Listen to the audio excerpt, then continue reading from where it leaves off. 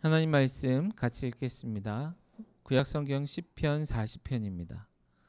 구약성경 시편 40편 1절에서 5절까지의 말씀입니다. 시편 40편 1절에서 5절입니다. 같이 읽겠습니다. 내가 여호와를 기다리고 기다렸더니 귀를 기울이사 나의 부르짖음을 들으셨도다. 나를 기가 막힐 웅덩이와 수렁에서 끌어올리시고 내 발을 반석 위에 두사 내 걸음을 견고하게 하셨도다. 새 노래 곧 우리 하나님께 올릴 찬송을 내 입에 두셨으니 많은 사람이 보고 두려워하여 여호와를 의지하리로다. 여호와를 의지하고 교만한 자와 거짓에 치우치는 자를 돌아보지 아니하는 자는 복이 있도다. 여호와 나의 하나님이여 주께서 행하심이 기적이 많고 우리를 향하신 주의 생각도 많아 누구도 주와 견줄 수가 없나이다. 내가 널리 알려 말하고자 하나 너무 많아 그 수를 셀 수도 없나이다. 아멘. 여러분 한 주간도 평안하셨습니까? 평안하셨기를 바랍니다. 지난 한 주간을 한 글자로 요약한다면 뭘까요? 아마 비가 되지 않을까 싶습니다.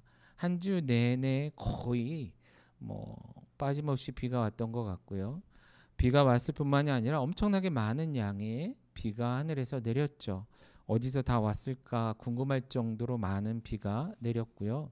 한강 수위도 너무 많이 올라가서 교통을 통제하는 그런 상황, 그리고 고수부지도 물에 잠겼던, 오늘 아침에 우리 이곳에 오는 길에 보니까 고수부지에 차 있던 물은 좀 빠졌더라고요. 그런데 고수부지 색깔은 다 똑같이 흙탕빛이었습니다. 옛날에 있던 수영장도 뭣도 다 지금은 진흙으로 가득 채워진 그런 모습, 그런 모습을 보면서 한 주를 우리가 지낸 것 같습니다. 그 모습을 보면서 제 오래전 기억 하나가 생각이 났습니다. 제가 대학교 다닐 때 그 벽제 지역에 있는 한 개척교회에서 전도사로 잠깐 섬긴 적이 있었습니다. 교인은 8명 되는 교회였는데요. 비닐하우스 안에서 개척을 하신 목사님 지인이어서 좀 도움을 드리고자 하는 마음으로, 그때 어린 마음에 어쨌든 그렇게 섬겼던 기억이 있습니다. 그런데 그해 여름에 비가 너무 많이 와서 수해가 났는데 하필이면 그 지역에 방독이 무너졌어요. 그래서 가슴 높이 이상으로 물이 찼던 그런 적이 있습니다. 물이 빠지고 나서 수해 복구를 위해서 그곳에 가서 수해를 복구했었죠.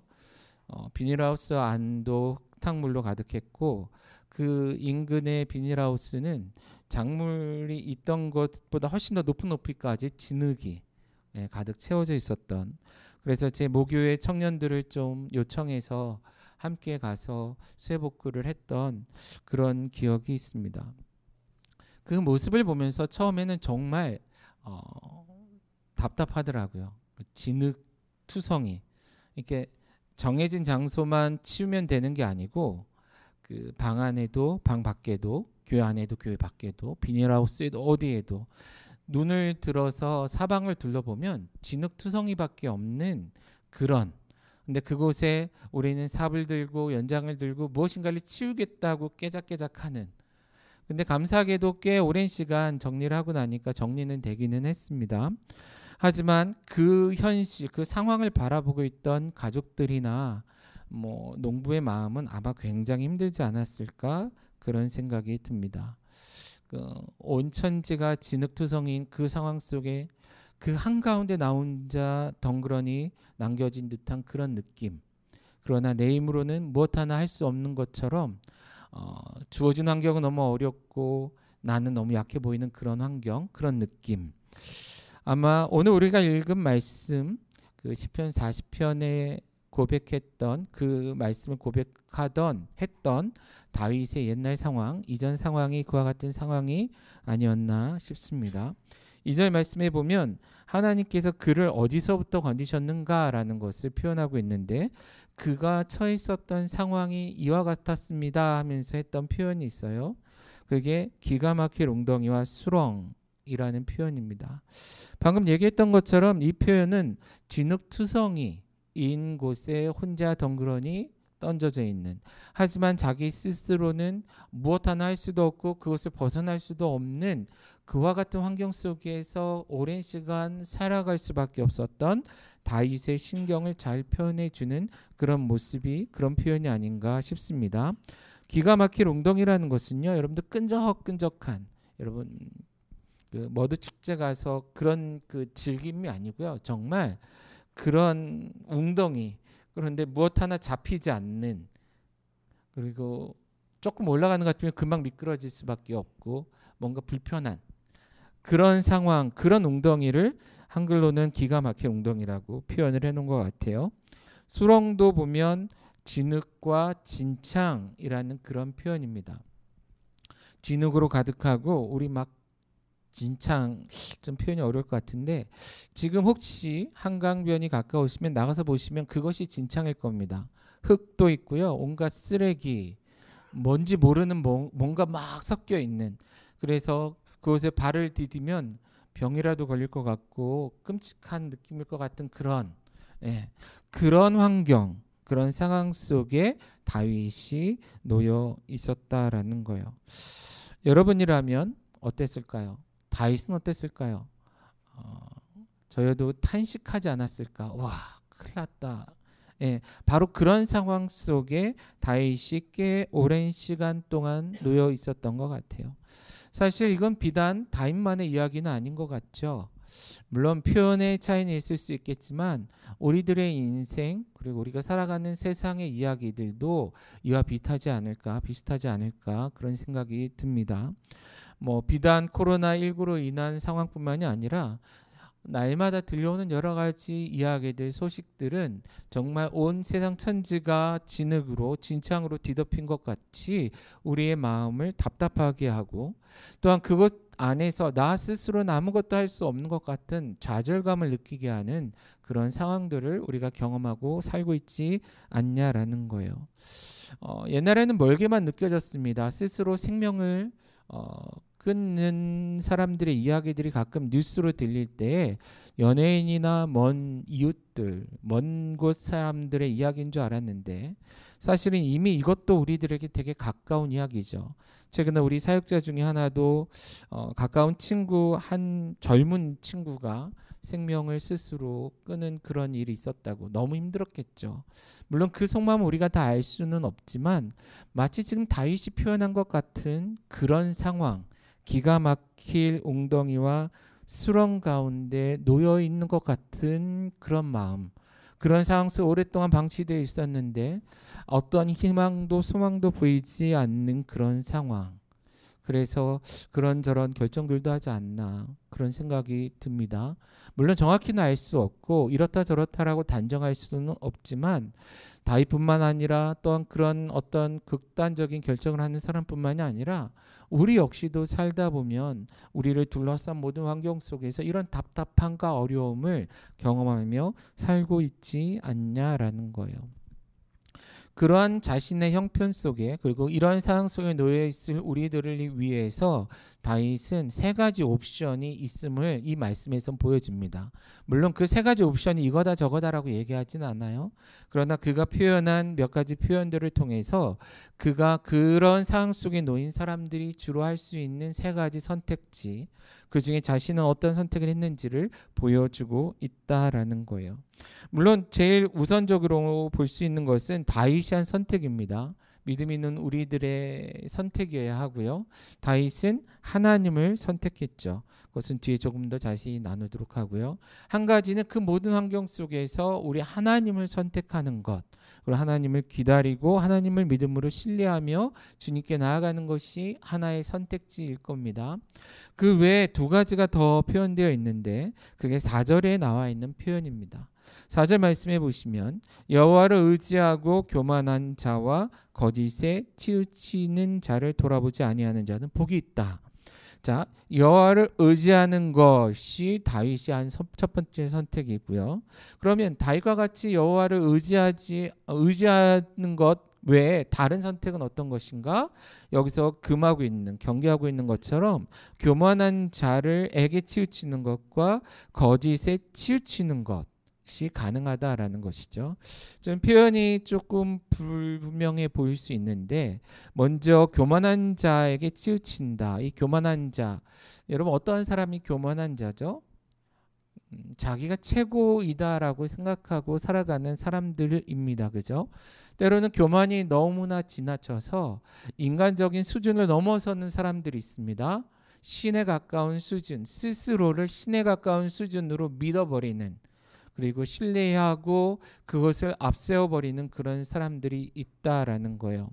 결국은 어떤 위기의 상황, 어려운 한계 상황 속에서 하나는 하나님을 선택할 수 있지만 또 하나는 무엇이요? 자기 스스로를 선택할 수 있는 선택지가 있다라는 거예요. 주위에 교만한 사람들이 많아요. 근데 그들은 다 내가 할 수 있다, 다 내 능력 안에 있다라고 얘기한다라는 거죠. 그런 사람들을 바라보면서 나도 모르게 그런 사람들처럼 행동하기 시작하는 것이죠. 하나님이 아닌 스스로를 신처럼 생각하고 혹 신은 아니어도 내가 다 할 수 있어, 하나님 필요 없어 라고 생각하는 그런 사람들이 있다라는 거예요. 다윗은 그런 사람들을 경계하라고 얘기합니다. 그러나 사실 우리의 삶을 보면 이런 사람들이 생각보다 많고 우리 안에서도 우리의 삶의 어떤 모습에서는 나 스스로를 지나치게 믿고 과장되게 생각한 나머지 이런 교만한 사람의 자리에 서기도 한다라는 거예요. 다윗은 다시 한번 그것을 경계하고 있다라는 거예요. 하지만 선택은 가능했다라는 것입니다. 또 한 가지는 무엇입니까? 4절 중간에 보시면 거짓에 치우치는 자라고 표현하고 있는데요. 이 표현은 두 가지 다 해석이 가능하다고 해요. 하나는 정말 거짓을 쫓아 거짓에 치우치는, 거짓말하는 사람이라는 뜻으로도 해석이 된다고 하고요. 또 한 가지는 거짓된 신, 거짓된 우상에게 치우치는 것을 말하기도 한다라는 것입니다. 사실 문맥으로 본다면 거짓말을 하는 것보다는 거짓된 우상에게 치우치는 것, 여기서 치우친다 했을 때도 바라본다라고 얘기하는데 결국 다윗이 한 자리에 서서 이 진흙탕 가운데 서서 하나는 하나님을 바라볼 수 있고 하나는 교만한 자를 바라보면 나 스스로를 교만하게 할 수도 있고 또 하나는 거짓된 우상을 섬기는 자들을 바라보며 그들처럼 행동할 수도 있다라는 것입니다. 여기서 거짓된 우상은 가짜 신이다라는 것이죠. 진정 이런 진흙탕 같은 상황 속에서 건져낼 능력이 없음에도 불구하고 스스로 있다고 생각하거나 혹은 무엇인가가 그것을 할 수 있을 거라고 기대하고 그것에 지나칠적으로 의존하는 것을 말한다 할 수 있겠죠. 우상이라는 것이 과거에는 어떤 사람들이 빚어 만든 신상들을 이야기했지만 오늘날에는 모든 것들이 가능하다라는 것은 아마 알고 계실 것입니다. 결국은 하나님이 아닌 다른 무엇인가를 섬기고 그것에게 소망을 두는 것, 이것에 대해서 성경은 끊임없이 경계하고 있는데 다윗도 그것에 대해 이야기하고 있다라는 것입니다. 다시 이 세 가지를 요약하자면 아까 처음에 말씀드린 것처럼 진흙탕 같은 상황 속에 우린 놓여서 소망 없는 상황 속에서 어떻게 해야 될지 몰라 두려움 속에 있을 때 우리는 크게 세 가지 선택을 할 수 있다라는 거예요. 우리는 무엇을 바라볼까 했을 때 세 가지 선택지가 있는데 하나는 뭐예요? 하나님, 다윗처럼 하나님을 바라보는 것. 또 하나는 자기 스스로를 과신하는 것. 세 번째는 거짓된 우상, 진짜 신이 아닌. 이거 어떤 사람들이 이렇다 저렇다 하는 얘기를 그냥 맹목적으로 따라가는 것도 마찬가지일 겁니다. 결국 이러한 선택지가 있을 거다라는 것입니다. 그런데 이런 상황 속에서 복된 사람은 어떤 사람이냐라는 거예요. 4절에서도 다윗은요, 이렇게 치우치지 아니하고 여호와 하나님을 의지하는 자가 복되다라고 말합니다. 그러면서 스스로가 하나님 앞에 복된 자임을 고백하고 있는데요. 다윗은 이런 상황 속에 놓여 있을 때에 자신이 할 수 있는 최선의 일을 했다라고 말하고 있습니다. 그것이 몇 절이냐면 1절이죠. 그는 다른 무엇인가를 바라보거나 스스로를 의지하는 것이 아니라 하나님을 믿음으로 신뢰함으로 하나님을 기다렸다라고 말하고 있다라는 거예요. 1절에 내가 여호와를 기다리고 기다렸더니, 자, 기다리고 기다렸다라는 것은 심히 기다렸다라는 거예요. 강조하고 있습니다. NIV 성경은요, 이 기다리고 기다렸다라는 표현에 그 patiently라는 부사를 사용합니다. 여러분 잘 아시겠지만 patient라는 말이 환자라는 뜻도 되고 인내한다라는 뜻도 됩니다. 그런데 이 둘 의미를 우리가 생각해 본다면 충돌하지는 않는 것 같아요. 환자들이 병이 걸렸을 때, 병이 걸려서 의사를 통해 치료를 받아야 되는 상황 속에 놓였을 때, 물론 오늘날은 우리가 좋은 의사를 만나고 의료 혜택을 통해서 어떤 경우에는 약을 먹고 바로 효과를 보긴 하지만 과거 옛날 같은 경우에는요, 환자가 되어서 병이 걸렸다라면 회복되는데 꽤 오랜 시간들이 걸리지 않았을까 싶어요. 그래서 환자가 해야 하는 일은 기다리는 것, 의사의 말을 믿고 주는 약을 먹으며 기다리는 것밖에 없었을 겁니다. 그래서 이 환자다라는 표현과 기다린다라는 표현이 아마 같이 쓰여지지 않았을까, 그런 생각이 든다라는 거예요. 자, 의사의 말을 믿고 기다리는 것, 이거 쉬운 일입니까? 어려운 일입니까? 개념적으로는 쉬운 일이죠. 그래야 하기 때문에. 그러나 우리의 삶, 오늘날 우리들의 삶을 보면 사실 그렇진 않는 것 같아요. 저도 얼마 전에 아픈 적이 있었다 그랬잖아요. 좀 돌 문제로 인해서. 근데 하루에 제가 병원을 4곳을 갔습니다. 자의로 3곳을 갔고 타의로 1곳을 더 갔죠. 이곳에 갔더니 약도 처방받고 얘기를 들었는데 신뢰가 가지 않는 거예요. 믿음이 가지 않는 거예요. 그러니까 조금 더 큰 병원에 내 스스로 결정해서 또 가요. 가서 또 진찰받고, 그런데도 확실하지 않은 것 같아요. 그러면 내가 또 다른 병원에 가서 다른 의사를 만나보기도 한다라는 것이죠.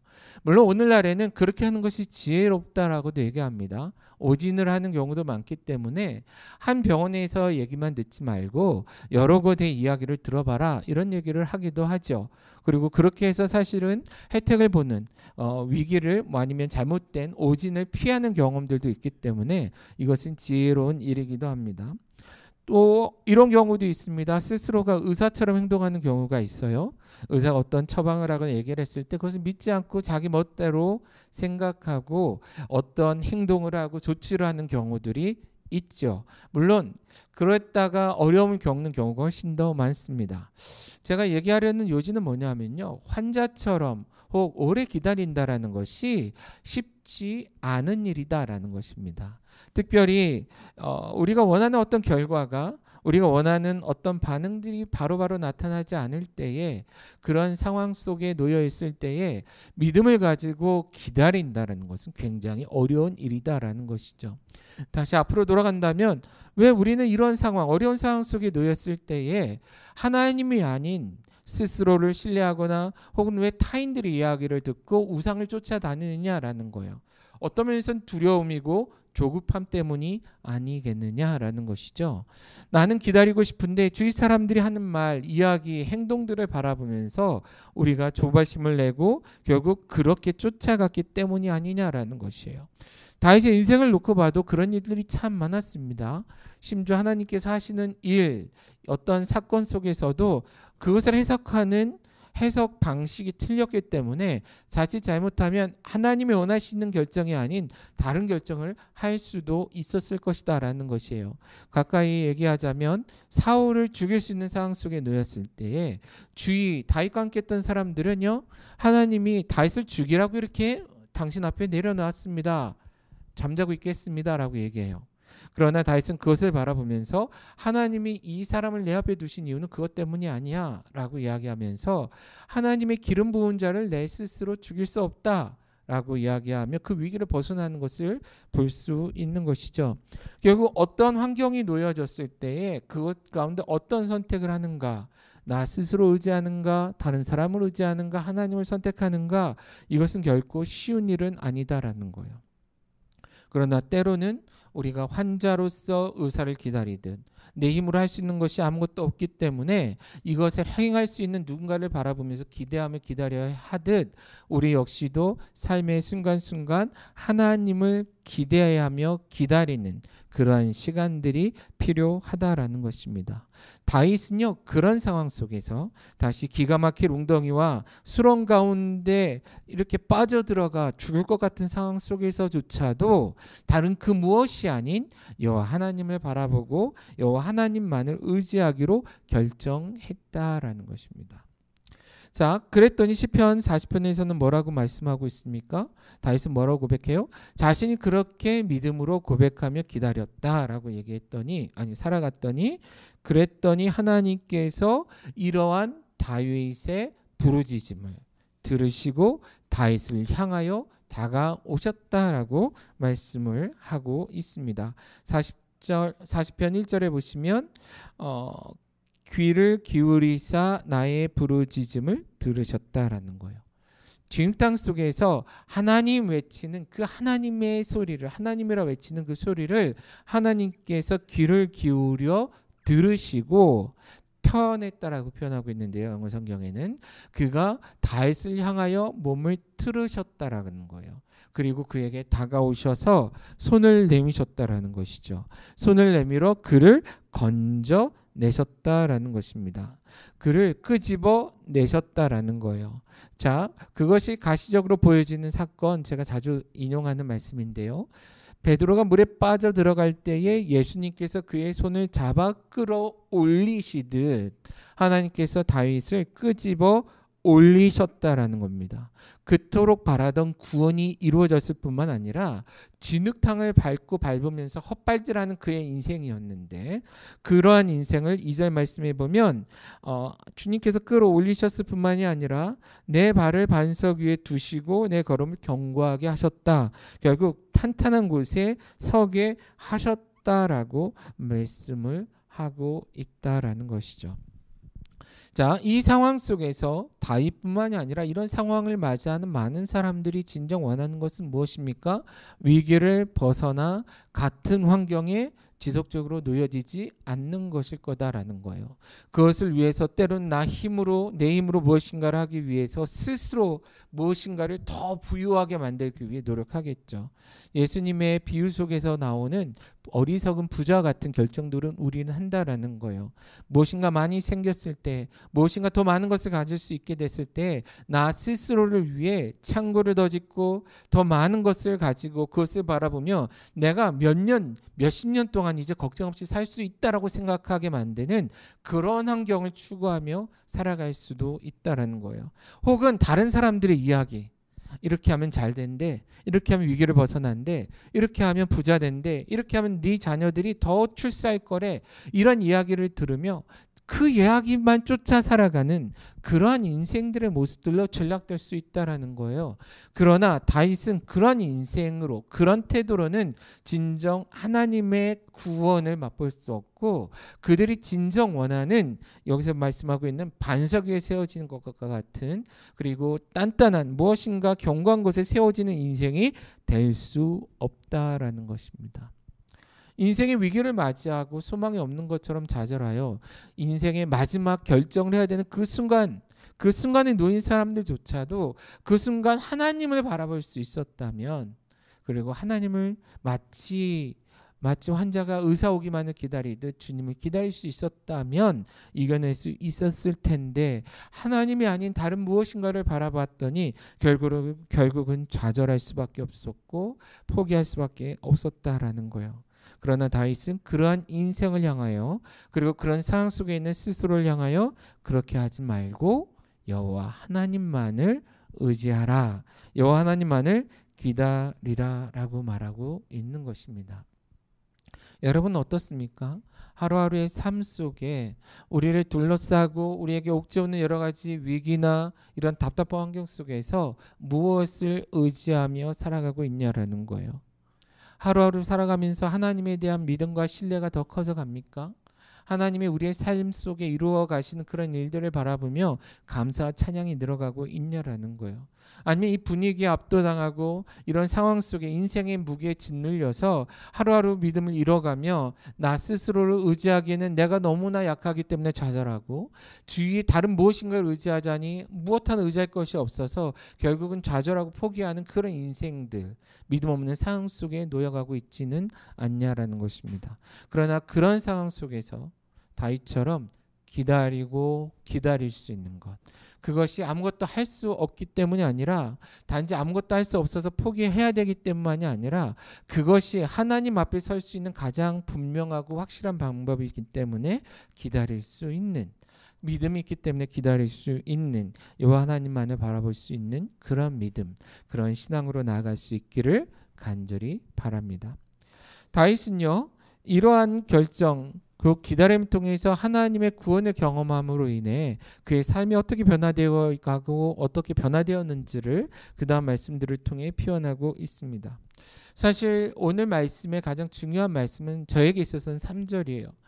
이런 상황, 저 역시도 지난 거의 한 달 동안 본업이 아닌 다른 일에 치중하다 보니 조금씩 지쳐가더라고요. 이런 상황 속에서 나도 모르게 짜증은 늘어가고 불편함은 늘어가고 온몸은 이렇게 막 몸살기 같은 그런 거. 근데 해야 되는 일 속에 짓눌려 무엇인가 요즘 현대인들이 많이 쓰는 좀비처럼 그냥 시간이 돼서 뭐하고 하는 것처럼 그렇게 살아가는 삶 속에 나도 모르게 잃어가고 있는 것들이 많이 있더라라는 거예요. 사실 그래서 오늘 예배를 드리기 전에 우리 찬양팀에게 우리 같이 찬양 좀 합시다. 한 20분 정도 좀 서로 은혜 되는 찬양들을 같이 부르면서 시간을 좀 보냈던 그런 시간들이 있습니다. 그러한 삶으로서의 변화가 가능하게 되었다라고 다윗은 고백하는 것이죠. 옛날에는 외칠 수밖에 없고 도와달라고 할 수밖에 없었는데 여호와 하나님을 바라고 기다렸더니 여호와 하나님께서 구원하여 주셔서 이제 내 입술에, 그 자신의 입술에 무엇인가가 다른 것들이 쌓이기 시작했다라고 말씀을 하고 있습니다. 그것이 무엇이죠? 3절 말씀이에요. 새 노래 곧 우리 하나님께 올릴 찬송을 내 입술에 두셨으니 많은 사람이 보고 두려워하여 여호와를 의지하리로다.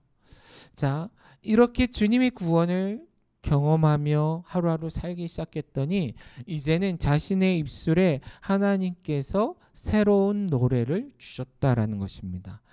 이것이 어떤 영감을 가지고 새로운 노래를 작곡했다는 그런 뜻이 아니고요. 이제는 내가 이전에 하지 못했던 고백들을 할 수 있는 삶, 그 고백이 어떤 불평이나 원망이 아니라 하나님을 찬양하고 예비하고 감사할 수밖에 없는 그러한 내용들로 바뀌게 되었다라는 것입니다. 여러분, 어느 순간 너무 과거의 경험들에만 집착하며 살아가는 사람들이 있지 않나요?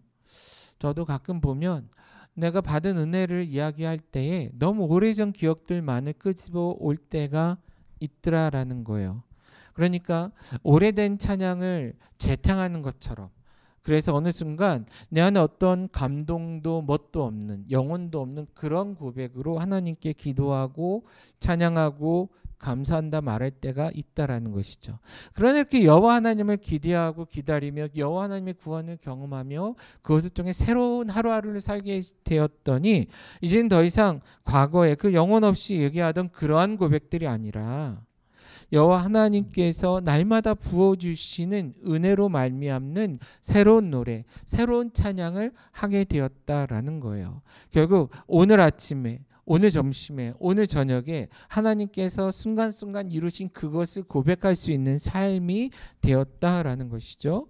그것으로 말미암아 그의 삶이 변화되었다라는 거예요. 그런데요, 뿐만 아니라 무엇을 얘기하고 있냐면 3절에 보시면 내가 그런 삶으로 변화되었더니 내 주위에 있는 사람들도 변화되기 시작했다라는 것입니다. 과거 진흙탕 같은 곳에서 아무 소망 없이 사는 것처럼 보일 때는 사람들이 우리를 바라보며 고개를 흔들었을지 몰라요. 다윗을 바라보며 고개를 흔들었을지 모르지만 이제는 날마다 새로운 노래를 외치는 다윗을 바라보며 또한 우리를 바라보며 그들이 놀라기 시작했다라는 것입니다. 과거에는 우리가 거짓된 우상들을 쫓아가는 사람들을 바라보니 쫓아다녔다라고 얘기했잖아요. 그들의 이야기, 그들의 모습을 보면 나도 저렇게 살아야 되나라는 마음을 가지고 그들을 바라보는 사람들이 많았을지 모르지만 이제는 다윗, 곧 여호와 하나님의 구원을 경험하며 날마다 새로운 노래를 외치는 우리를 바라보며 그를 바라보며 사람들이 그런 거짓 우상이 아니라 참된 하나님을 바라보며 나아가는 그런 모습으로 변화되기 시작했다라는 것입니다. 그런 삶으로의 변화를 하나님께서 그의 삶에 주셨다라는 것이에요. 아까도 얘기했던 것처럼 우리가 삶에 찌들고 같은 일이 반복되는 것 같고, 또한 우리를 둘러싼 여러 환경들이 변함없이 우리에게 힘든 스트레스를 주는 상황 속에서 있다 보면 새로운 찬양은 사라지고, 새로운 노래는 사라지고, 새로운 불평과 새로운 원망이 늘어가는 삶이 될 수 있습니다. 그러나 그런 상황 속에서 다윗처럼 믿음을 가지고 여호와 하나님을 바라봄으로 이 불평이 변화되어 노래가 되도록, 불평이 변화되어 감사의 고백이 될 수 있도록 되어지는 삶, 그런 삶으로 살아갈 수 있는 우리가 되었으면 좋겠고요. 또한 이런 삶을 통해 내 주위에 있는 사람들이 다윗 주위에 있는 사람들처럼 우리를 바라보며 이 감사, 이 찬양을 들으면서 그들 또한 변화되어지는 것들이, 변화되는 상황들이 일어나기를 간절히 소원합니다. 3절 말씀에 보면 그들이 이것을 통해서 여호와 하나님을 두려워한다라고 얘기해요. 근데 이 두려워한다는 게 무서워 떤다는 게 아니고요, 경외한다라는 표현과 같은 뜻이라고 말씀을 드렸습니다. 어떤 분이시길래 이 진흙탕에 있던 사람을 끄집어내 견고한 곳에 서게 하셨는가? 어떠한 분이시길래 불평하고 원망하던 사람의 입술에 노래를 담아주셨는가? 그를 바라보며 뭐 한다고요? 그들 또한 여호와 하나님을 신뢰하기 시작할 거라는 거예요. 여호와 하나님 앞에 나오기 시작할 것이다 라는 것입니다. 우리가 기대하는 진정한 전도는 이럴 때 이루어질 것입니다. 건강한 교회 사명 선언에도 있는 것처럼 우리의 삶의 모든 자리에 하나님의 나라가, 모든 영역에 하나님 나라가 세워질 때에 우리 주위에 있는 사람들이 우리를 통해 하나님의 살아계심을 바라보게 될 것이다 라는 거예요. 그리고 그들이 궁금해하다가 결국은 그들 또한 여호와 하나님께 나오게 될 것입니다. 우리가 새로운 환경으로 변화되고 이 환경 속에 새로운 사역을 시작할 때 기대하는 것들은 그런 것들이다라는 것이죠. 이제는 자리가 더 많아졌으니 나가서 전도해 전도지를 나누고 물론 그것도 중요할 수 있지만, 진정한 전도는 우리 한 사람 한 사람의 삶의 자리에서의 변화들을 통해 날마다 새로운 노래들이 많아지고 채워짐을 통해서 주위의 사람들이 나도 그 하나님을, 나도 당신처럼 예배하고 당신처럼 하나님을 섬기겠습니다 하는 그런 변화가 있어야 되는 것이고, 그것을 위해서 우리가 이렇게 노력하고 고백한다라는 것이에요. 여러분 바라기는 우리 모두가 그러한 삶이 되어지기를 원합니다. 다윗은요, 불과 1절, 2절에만 해도 굉장히 어둡고 힘든 상황 속에서 힘들게 기다리고만 있다라고 고백하는데, 이제는 그 뒤에 말씀 5절 말씀을 통해서 보면요, 이 새로운 노래가 차고 넘치는 인생으로 바뀌었다라고 얘기합니다. 결국 다른 그 무엇, 아까 세 가지 중에 하나님을 믿는 그 삶을 선택했기 때문에 자신의 인생이 소위 말하는 대박나는 인생이 되었다라고 고백하고 있다라는 거예요. 요즘 사람들은 집값이 오르면 대박났다 그러나요?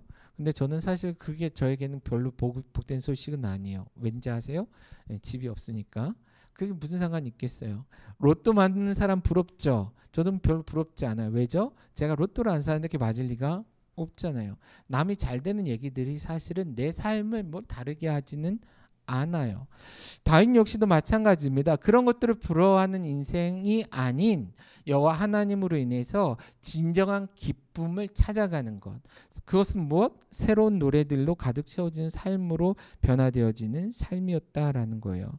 그런데 그런 관점에서 자신의 인생을 바라봤더니 전혀 다른 인생을 자신이 살고 있음을 그는 5절에서 고백하는 것입니다. 우리 역시도 그런 인생이었으면 좋겠다라는 거예요. 자, 그러면 어떤 거냐면요, 그는요, 자신이 섬기고 있는 하나님은 다른 그 무엇과 바꿀 수도 없고 견줄 수도 없는, 비교 대상이 아닌 그런 하나님이라고 고백해요. 그러면서 무엇을 얘기하냐면, 왜 그렇다라고 얘기하냐면, 자, 5절 중간에 보세요. 주께서 행하신 기적이 많기 때문이다 라고 고백합니다. 여러분, 기적하면 뭐 어떤 생각이 납니까? 예수님의 기적뿐만 아니라 우리의 삶의 기적 얘기하면 어떤 것들이 생각나요? 여러분들의 삶에 하나님으로 인한 기적을 경험하고 있습니까? 사실 기적이라는 표현은 좀 우리에게 센 표현 같아요. 그래서 오늘 당신의 삶에 일어난 기적이 뭡니까? 라고 물어본다면 없어요 할 확률이 굉장히 많습니다. 그런데요, 이 표현은 우리 영어 성경을 보시면 미라클이라는 단어보다는 원더라는 단어를 써요.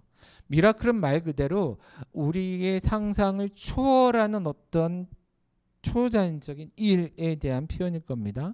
근데 원더는 조금 다른 표현이에요. 물론 번역은 비슷하게 될 수 있는데 원더는 뭐예요? 여러분 영어 표현 혹시 아시나요? 원더? 이게 동사로 쓰이면 어떤 뜻이죠? 궁금해하다 이런 뜻입니다. 명사로는 이렇게 하나님의 기이한 일 그러는데, 자 그러면 궁금해하다 뭐예요? 어떤 일이 일어났는데 궁금하다라는 거예요. 왜 궁금하죠? 내 머리로는 다 이해할 수 없기 때문에 그렇다라는 거예요. 자, 그렇다면 그것이 우리의 삶으로 적용이 된다면 어떤 상황입니까? 내 삶에 어떤 일이 일어났는데 내 머리로는 와, 이거 다 이해할 수 없다라는 거예요. 그런데 하나님의 관점에서 하나님과 함께 하나님의 뜻과 하나님의 성품을 빗대어서 생각했을 때는 이해될 수 있는 그런 일이죠. 결국 우리가 소위 말하는 은혜, 우리가 체험 이런 것들입니다. 자, 그런 관점에서 본다면 우리의 삶에 이런 원더, 이런 기적들이 있습니까? 없습니까? 있어요? 없어요? 굉장히 많죠. 불과 지난 한 달 동안에 일어난 많은 일들 속에서도 저희가 뭐 예배를 많이 인도하거나 드리진 않기 때문에 다 표현하진 않았지만 크고 작은 이런 원더, 어떻게 이런 일이 일어날 수 있지? 자, 예를 들어서 이런 것들을 하나님 주셨어요라고 얘기한다면 세상 사람들은 그게 뭐 할 수 있는 일이에요. 그러나 내가 생각하기에는 불가능한 일 같아 보이는 일이 일어났어요. 그것이 여기서 얘기하는 기적이다라는 것입니다. 여러분들이 날마다 살면서 경험하는 일들 중에 하나님의 일하심 없이는 뭔가 이해하기 어려운 일들, 이런 것들을 표현한다라는 것이죠. 그런 관점에서 봤더니 자신의 삶에 그런 것들이 너무 많다라는 거예요. 뿐만 아니라 다윗은 이런 믿음 가운데 뭘 얘기합니까? 우리를 향하신 주의 생각도 많다라는 것입니다. 우리를 향하신 주님의 생각. 근데 이 생각을 플랜이라는 단어로 번역을 했어요. 자, 뭐죠? 계획입니다. 자, 하나님의 생각이 많아요. 사실은 자녀를 키워본 부모라면 조금 이해하기가 편할 것 같아요. 그러니까 부부가 서로의 미래만을 생각할 때는 좀 쉬워요. 이미 인생의 많은 것이 결정이 됐어요. 저만 해도 목사이기 때문에 목회자로서의 길을 놓고만 생각하면 돼요. 이제는. 이런 사역으로 제가 또한 전향을 한 지 몇 년 됐기 때문에 이제 어떻게 이 사역을 더 잘할까만 고민하면 돼요. 그런데 자녀들은요 달라요. 저희 자녀가 고등학생, 중학생인데 아직은 인생의 최종 결정이 나진 않았어요. 대학조차 아직 결정하지 않았고 진로가 결정되지 않았어요. 그러니까 생각이 정말 많아요. 그것 때문에 아내랑 하는 얘기가 너무 많고 너무 복잡하고 너무 힘들어요. 이렇게 내버려둬도 되나? 할 정도로 뭐 걱정하면서 해야 되는 얘기들도 있어요. 여러 가지 플랜, 계획들이다라는 거예요. 하나님도 우리를 바라보며 수없이 많은 생각을 하신다라는 것이죠. 한 사람 한 사람을 향해서. 그런데 이것이 많아요, 적어요? 굉장히 많다라는 것입니다. 하나님께서 우리 한 사람 한 사람을 이 세상에 보내놓고 알아서 살아야 하고 던져놓지 않았다라는 거예요. 그냥 생존만을 위해서 생존하도록 내버려두지 않았다라는 거예요. 다윗은 그것을 알아가게 되었다라는 것이죠. 광야에서 방황할 때뿐만 아니라 왕이 되어서 그가 죽기 이전에까지도 하나님께서 끊임없이 그를 통해서 수없이 많은 일을 계획하고 이루어 가셨다라는 것. 우리를 향한 하나님의 계획도 그렇게 많다라는 것. 그런데 다윗은요 그것에 대해서 5절 끝에 뭐라고 얘기합니까? 많아도 너무 많다라는 거예요. 너무 많아서 말하는 속도가 쫓아갈 수 없다라는 거예요.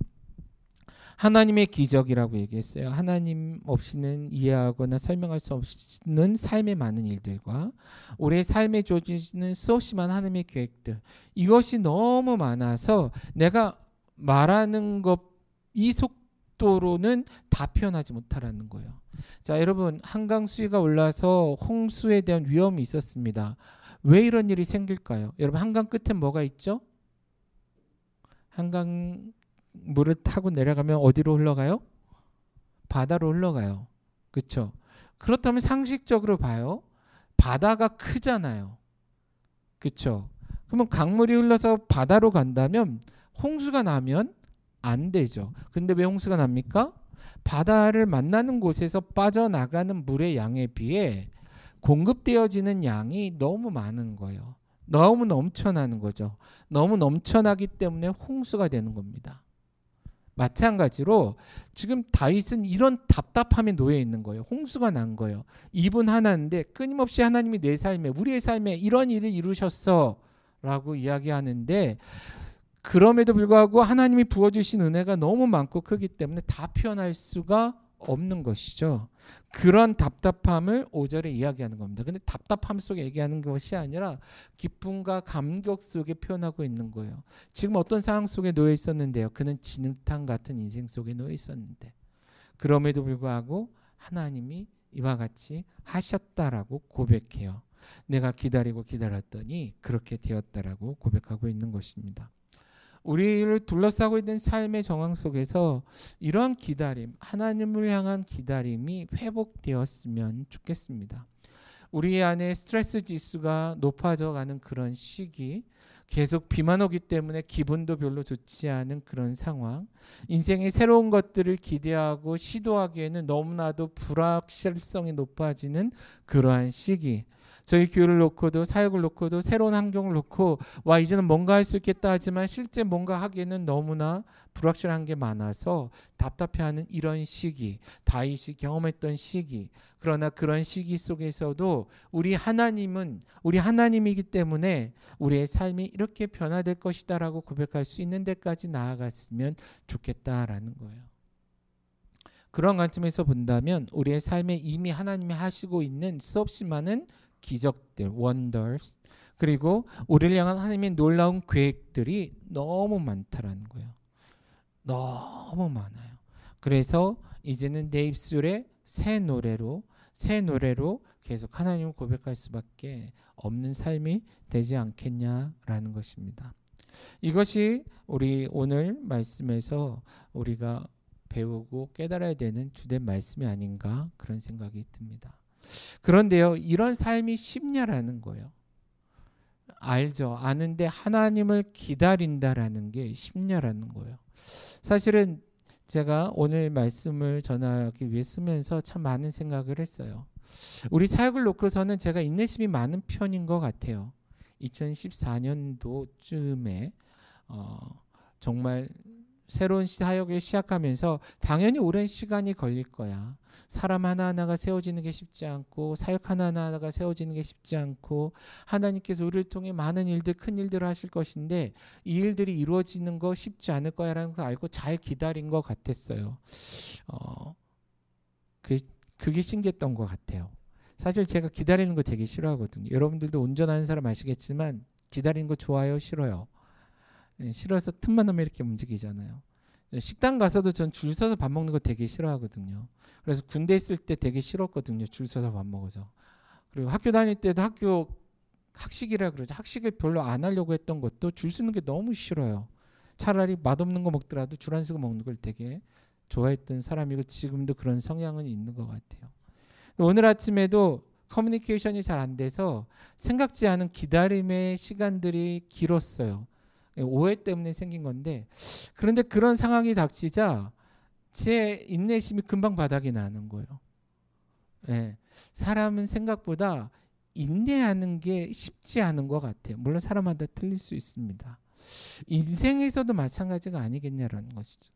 말씀 속에서는 이렇게 하나님을 기다리고 기다렸더니 하나님께서 결국 눈을 들어 나를 바라보고 귀를 기울여 내 말씀, 내 기도에 응답하셨다라고 다윗은 고백하는데 그것을 기다리는 게 얼마나 힘들고 어렵냐라는 거예요. 나는 눈앞에 있는 내 삶에 발생하는 작은 것들도 참기 힘들고 기다리기 힘들어서 금방 마음이 이랬다 저랬다 하는데 하나님 보이지 않는 상황, 들리지 않는 상황, 경험, 만질 수 없는 상황 속에서 그 하나님을 경험하고 기대하는 것 너무 어렵지 않냐라는 것이죠. 그래서 믿음이 필요한 것 같습니다. 그래서 하나님을 더 깊이 알아야 되는 것 같아요. 그래서 그 믿음으로 하나님을 고백할 수 있어야 되는 것 같아요. 다윗의 이 고백이 어느 시점에 이루어졌는지는 정확히 알지 못합니다. 그 인생의 가장 화려한 순간에 이루어졌는지, 여전히 어렵고 힘든 상황 속에 있지만 조금씩 하나님의 살아계심을 경험해가는 과정 속에 이루어졌는지 정확히는 모르겠어요. 그러나 그의 인생을 보면 죽기 직전까지도 마음 편한 날은 한 번도 없었습니다. 그 인생에 이제 문제없는 삶이야 할 만한 인생은 한 번도 없었다라는 거예요. 불평할 게 없는 삶은 하루도 없었다라는 거예요. 주어진 삶에서 감사할 만한 이야기, 하나님께서 하시고 있는 일들 하나하나를 생각하며 발견하며 스스로가 그런 고백을 하고 그런 고백을 했기 때문에 주위 사람들이 궁금해하고 이상히 여기고 그렇기 때문에 하나님을 두려워하고 하나님을 신뢰하는 데까지 나아가지 않았냐라는 것입니다. 그렇게 본다면 이런 다윗, 곧 시편 40편에 나오는 이런 다윗의 고백은 오늘날 우리도 할 수 있지 않을까요? 어렵지 않기 때문에 새 노래가 아니라, 늘 즐거운 일이 있기 때문에 새 노래가 아니라, 하나님이 우리와 함께 하심을 믿기 때문에 새로운 노래로 고백하고, 별것 아닌 것까지도 하나님이 하신 일이다라고 고백할 수 있지 않을까요? 그런 관점에서 본다면 모든 것들이 감사할 수 있지 않겠냐라는 것입니다. 실제 제가 지금 설교하고 있는 이 상황 속에서도 제 눈에 보이는 것 무엇 하나 감사하지 않은 것이 없습니다. 물건도 그래요. 그런데 지금 함께 청소하고 일하고 예배하기 위해 나와 있는, 또한 찬양으로 섬기기 위해 이곳에 와서 섬겨주고 있는 사람들 한 사람 한 사람을 바라볼 때에 이것 당연한 것도 아니고 자연스러운 것도 아니다라는 거예요. 그러므로 새 노래로 감사할 수 있겠죠. 건강한 교회는 오늘도 이렇게 새 노래로 하나님을 예배할 수 있지 않을까요? 그렇다면 우리의 인생도 마찬가지가 아닐까 싶습니다. 바라기는 지금부터 새롭게 시작하는 또 한 주간 똑같은 삶이 반복될지 모릅니다. 그리고 어떤 은혜를 떠올리자니 오래전 기억을 더듬어야만 조금 감사한 일이 있는 것처럼 느껴질 수도 있습니다. 그러나 우리가 관점을 바꿔서 하나님을 믿는 믿음으로 신뢰하며 우리의 삶을 다시금 해석해 나간다면 이미 우리의 삶에 하나님께서는 놀라운 일을 이루고 계시고, 이미 하나님께서 우리를 통해 놀라운 계획들을 갖고 계시고, 그것을 통해 우리의 삶을 하나님이 기뻐하시는 삶의 모습으로 바꿔가시는 그런 모습이 있지 않을까, 그러한 삶으로 하루하루 살아가도록 우리를 인도하시지 않을까, 그런 생각이 들고 그런 삶이 되어지는 우리 건강한 교회 성도들이 되어지기를 주님의 이름으로 축원합니다.